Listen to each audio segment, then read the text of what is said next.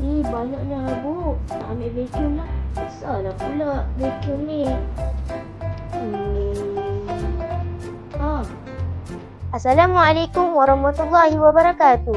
Nama saya Hasha Sofia binti Muhammad Hussein. Saya murid darjah 5 dari Sekolah Seri Al-Ikram Tahap 6.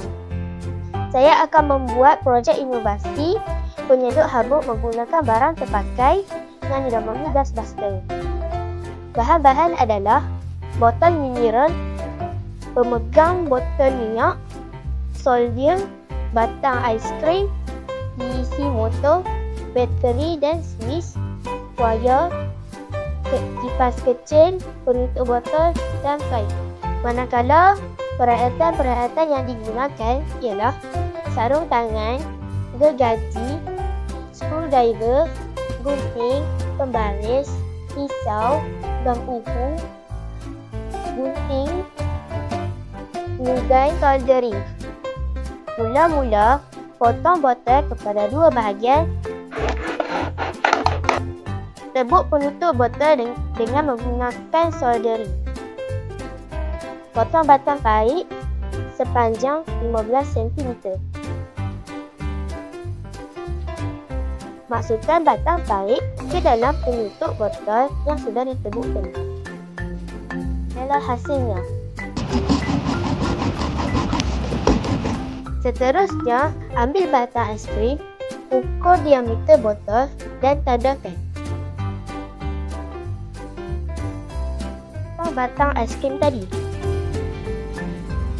Tandakan titik tengah pada batang aiskrim yang sudah dipotong tadi. Letakkan glue gun di diisi motor dan ikat batang aiskrim yang sudah ditanda tadi.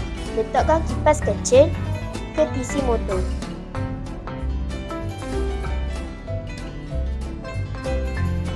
Letakkan kain net untuk menghasilkan habuk yang besar. Inilah hasilnya. Ambil pemegang botol minyak, dekatkan pada botol, kemudian glue gun. Letakkan glue gun di bekas bateri.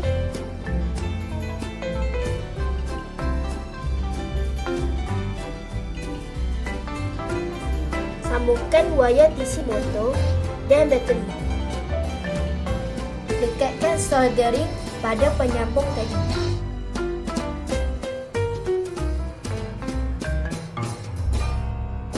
Ambil penjedut dan pasangkan. Mari kita cuba.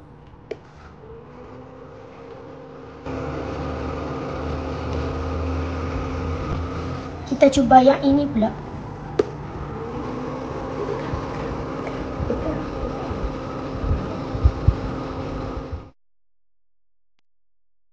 Adalah impak penciptaan mini dustbuster. Pertama, alam sekitar. Meningkatkan kesedaran tentang penjagaan alam sekitar melalui amalan kita semula 3A. Mengelakkan pencemaran alam sekitar kerana projek ini menggunakan bahan kita semula sebagai bahan utama. Mengurangkan pembebasan gas rumah hijau yang menyumbang kepada pemanasan global dan perubahan iklim. Seterusnya, berangsur pemikiran kreatif pelajar dalam menghasilkan pelbagai produk daripada sisa terpakai. Memupuk budaya inovasi dan aktiviti di kalangan pelajar. Di inovasi ini mengurangkan pembaziran dan menjana pendapatan sambil memudayakan inovasi dan penerapan idea-idea baru di kalangan pelajar.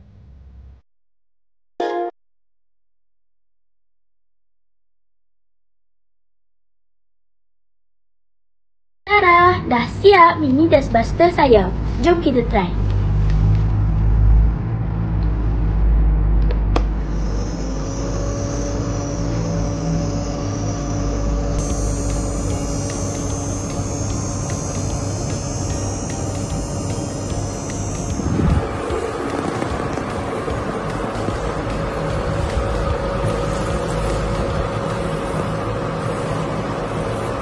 Bolehlah buat sendiri nanti. Senang je kan?